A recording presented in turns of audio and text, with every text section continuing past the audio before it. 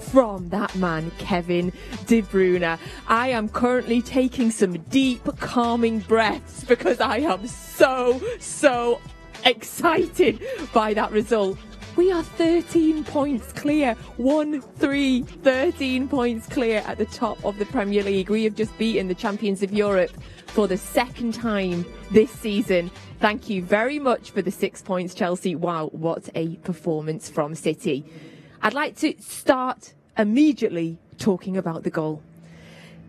Gents, Kevin De Bruyne has absolutely pulled it out the bag with a wonder goal. We should never doubt the man. Nobody should ever doubt the man. Shaun, first of all, the finish. Before we talk about the incredible build-up, the finish from Kevin De Bruyne. Well, yes. Well, this is what we come to expect with Kevin De Bruyne. When he's receiving a ball or driving into that final third, he's actually looking for this sort of that through pass.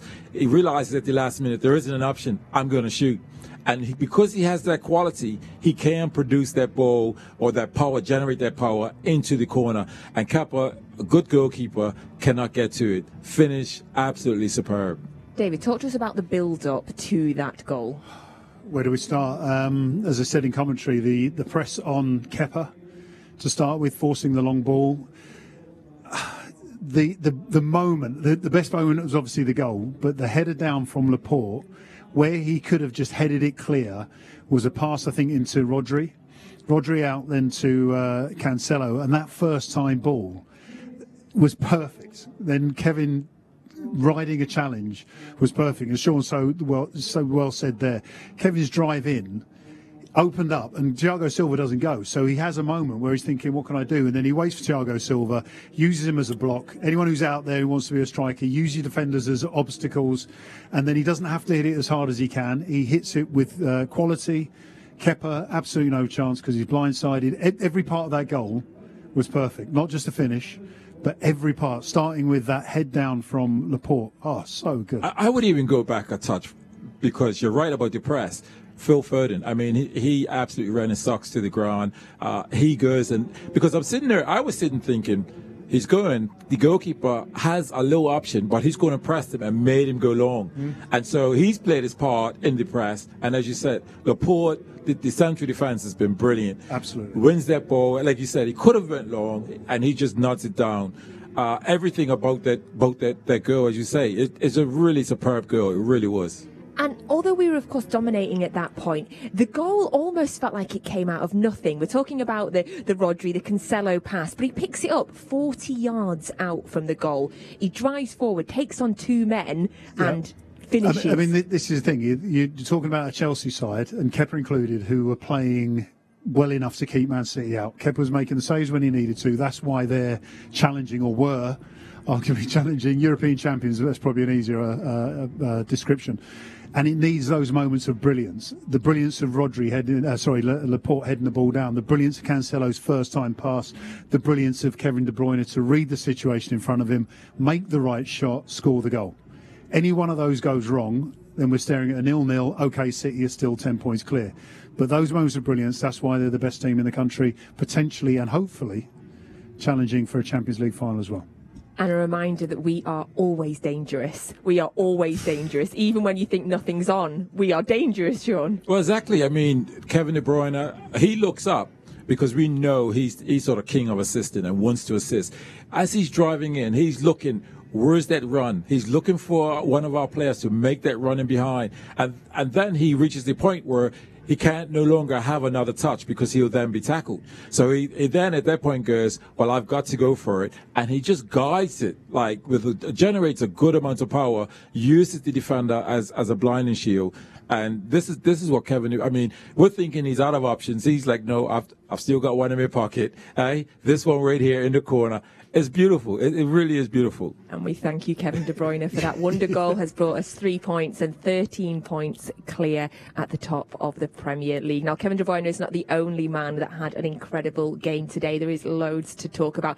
Instantly comes to my mind, gents, I'd like to highlight Raheem Sterling. David, I thought he was unplayable today.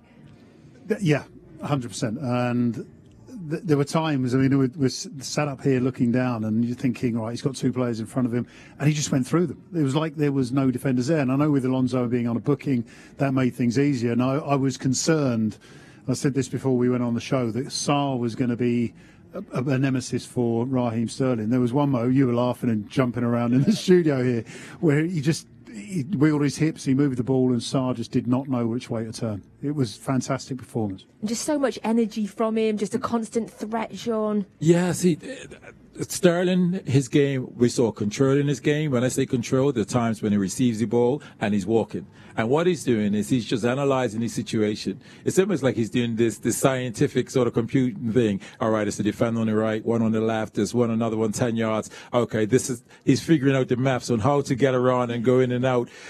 Plays little combination passes to get across. Sometimes it's just a drop of the shoulder because he has this great change of pace. It was really great watching him because Alonso's on the card, and we're thinking, just leave him with Alonso because Alonso, has to make a decision. He's just made some brilliant decisions today. As I say, combining with players, 1-2s, running in behind.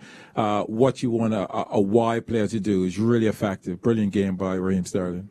And a brilliant game as well by Phil Foden. I know you'll both happily talk about him, but here as well, it's similar to Sterling, the threat from him, the constant pressing, the high levels of the energy, the intensity. He was just everywhere. He was brilliant, wasn't he, David? He was. I mean, the first half he had more action, I think. But you're going back to the goal, and I was just thinking there was a moment, first of all, when he closed down Kepa to force the long ball, but also when Kevin De Bruyne got past the tackle, he makes a run to Kevin's left, which drags out a defender, which leaves a space. And again, when you're thinking about the intelligence of players, it's knowing that if I go and I don't get picked up, I'm in. If I do get picked up, Kevin's got a little bit more space. Fantastic performance. The one thing that let him down was his shot. But Shaun said he was off balance.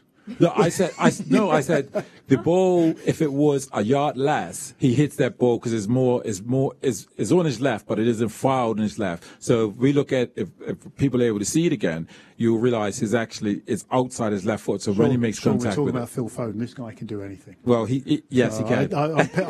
So everyone listening, I'm just picking little things here. He was allowed to miss that one. Yeah. What I liked about his performance today is, as a number 9, he's up there, but then he's as deep as the central defenders going and receiving the ball. So he's keeping himself in the game. I think what he's learned when he's played up there as a 9, that before the 1 or 2 games he played the first time up there, he was essentially saying, I'm just going to stay up there.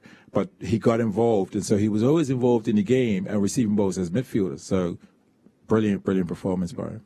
And we can obviously highlight the incredible attacking performance that we had, but we of course have to look at the defence as well. So we've kept another clean sheet today. David, I'm going to look at you for the goalkeepers union. When Ederson was needed, he stepped up, and right at the start, a couple of minutes into that second half, he made a great save from Lukaku.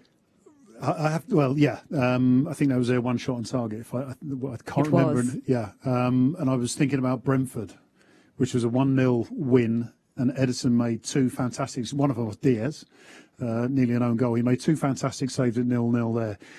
This is why I love him, because he doesn't have to do a lot in the game, but when he's called upon and he delivers saves like that, because it was a fantastic save, Man City can go away with 3 points. This is why it was the perfect team performance. Yeah. Well, we talk about saves. There was even a time when he came off his line. So as a goalkeeper, you know how you got to be focused. If he doesn't time that right, I think it was Lukaku that was running in. Lukaku ends up being in. So his where he is high up, his starting position, and then being able to read that play, because you're not being involved in the game for a huge amount of time, and then all of a sudden you've got to be spot on your timing of coming out to head that ball. So this is where goalkeepers have to be switched on, and he was absolutely switched on there. Yeah, and that was the one shot on target, as you said, David. So defensively, we managed to contain them again. So 2 games against Chelsea in the Premier League, 1 shot on target for Chelsea. Indeed, and it's interesting because we were, again, that second half, there was a lot of balls for City across the front of the goal. And I know that around the world, people are saying, oh, they need number 9, That's not to say that they wouldn't benefit with a proper number 9. But when you look at the way that Man City play, they controlled that game against Chelsea, and you knew there was going to be the chance to score. Kepa made some great saves. Could have been 1-0 earlier. Defensively, though, as you were saying, 1 shot in 2 games. Laporte was my man of the match. Kevin De Bruyne Low-key scored. Laporte, that's what I'm calling him now. Every time that ball went up against Lukaku, you're thinking, there's only one winner here. The header down to start the goal off as well, to start the Man City attack. It was just exceptional performance. Really. So many brilliant performances. I mean, we could talk about all the players that played at start. Slide tackles. How many of them did he do? Yeah. And I'm only thinking of Gundogan, who comes on, right? And the game stays at the level. Absolutely. At such a big game, it stays. And that's because of the quality of the players we have. You know, players are coming on and you just go, well, it hasn't dropped. Or this player, you normally say, oh, he's not up to the speed of it. We can't say that about these players. They just come in, and I just think it's phenomenal how they can come in at a level and keep it there, or just take it up that next 2-3% more. Brilliant. Just such an incredible, it's been an incredible day so far for Manchester City. Not only did the men's team win 1-0 against Chelsea, the under-18s won against Liverpool 1-0 earlier today, and currently our women's team are playing Aston Villa. They are winning 3-0 as it stands. 2 goals there for Georgia Stanway. So it is a fantastic day for Manchester City so far. It's an even better day if you would like to have a little look at the table. I can tell you that we, of course, are top of the Premier League, currently on 56 points, 22 games played. Chelsea are second, 22 games played, 43 points. That is a 13-point lead. Liverpool are in third. They're on 42 points now. They do have the 2 games in hand. So if they won them both, that would be a 10-point lead on Liverpool, a 13-point lead on Chelsea. Excuse me while I just take a deep breath. Oh, my goodness, gents. Calm down, Natalie. Calm down. Right, let's have a look now at Cryptic City. You have been sending in all of your guesses using hashtag Man City. Now, considering this was supposed to be, producer Darryl told me this was the hardest one of the season so far. I got it in under a minute, I would say. Ian, congratulations, you've also got it. And Matt in Greece, thank you very much for watching. You've got it as well. I suppose the thing with this one is you don't necessarily have to know the history of the player. If you've looked at the pictures, literally, you can put the name together. Do you want to give us any clues, David, before we tell everybody who it is? Yeah, well, that's a good point. And had you not said a French dog, what is that in French, which is chien, then there's your second clue. And Mo, of course, anyone who's familiar with The Simpsons at the end. So that's 2. Shaun, over to you. Yeah. Matomo. Yeah, Mo. Yeah. Funny thing is, I played with him, and I didn't really put it together until at some point you had said Mo on the last one, and the clue was given about Lucien. So that's when I was like, oh, I have put it together. But when I look at it, it does make a lot of sense. So that's Lucifer, and that is the French word for dog is chien. Lucien Matomo. Lucien Matomo, you played with him, Shaun. Yes, never a penalty. Never a penalty. Dive all day. Yes. Again, he was one of those aggressive centre backs. I love it because I don't think he gets the ball there, but at the same time, he's diving. Give him a card. Love it, Derby days, eh? That's a lovely song. He should have been. I hope that was a card for Van Nistelrooy. Yeah, can't remember if he gave one, but yeah. Lucien Matomo, good player, decent player, yes. Thank you so much, everybody that took part in Cryptic City this week using the hashtag Man City. We love it when you take part and explain those clues to us as well. So our next Premier League game is a week today, Saturday the 22nd. It is a 5:30 kickoff. I will be here in the studio, joined by Paul Dickoff and Nader Manura, and we are playing Southampton. Of course, we played Southampton earlier in the season here, and they kept us to that 0-0. David, do you remember much of that game? No. I don't think there was much to remember, to be honest. No, I do remember that period, though. And that was the period where there was a contest for the Premier League title.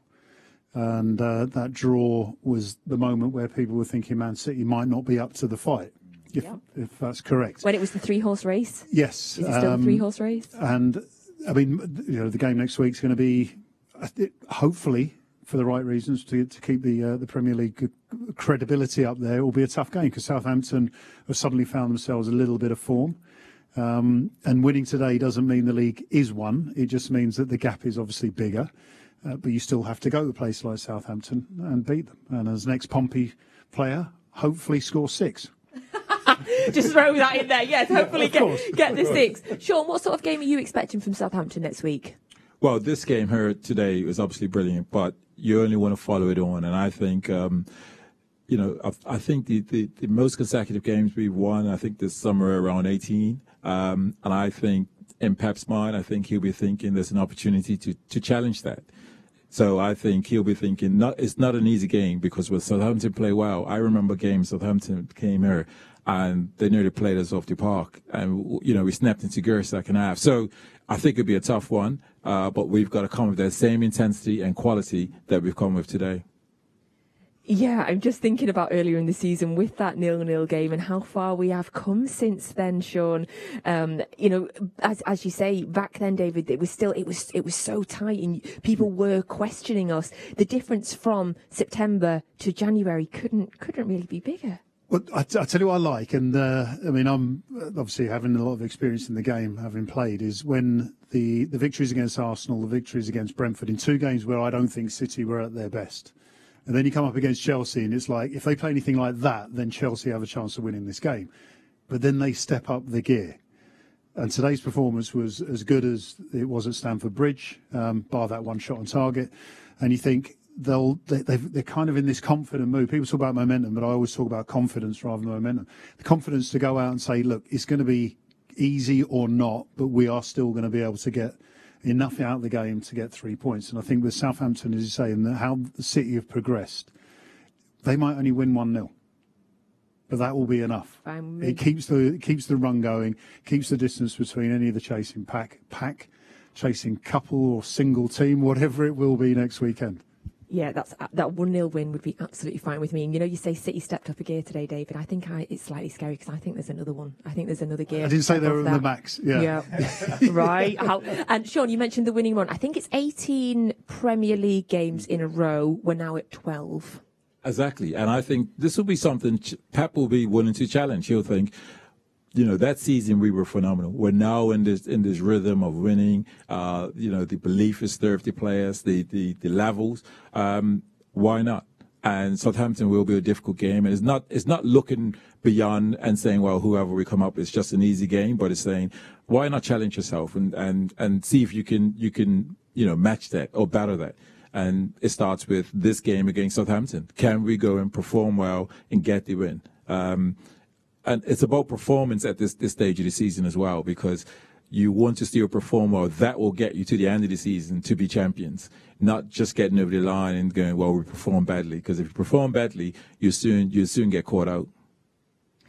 Gents, thank you so much. It's been a pleasure doing the show with you today, and watching that game with you both was an absolute joy. Thank you to David James and to Shaun. Come on, City. Come on, City. And there's another game as well for City today. This is an absolute super Saturday with 4 different Manchester City games happening. So at 7:30 tonight, City take on United in a derby in the Premier League 2. That is a 7:30 kick-off this evening. So the very best of luck to them. Hopefully they can follow in the footsteps of the under-18s who beat Liverpool this morning, the women who are currently winning 3-0 at Aston Villa, and of course the men's team who have beaten Chelsea 1-0. Big thank you to Oliver and to Andrew, our fans from earlier in the game. Also shout out to Els, who's been everywhere, to the wonderful guests that we've had in the studio. It's just been a brilliant day. I'm really feeling the love. 13 points clear at the top of the Premier League.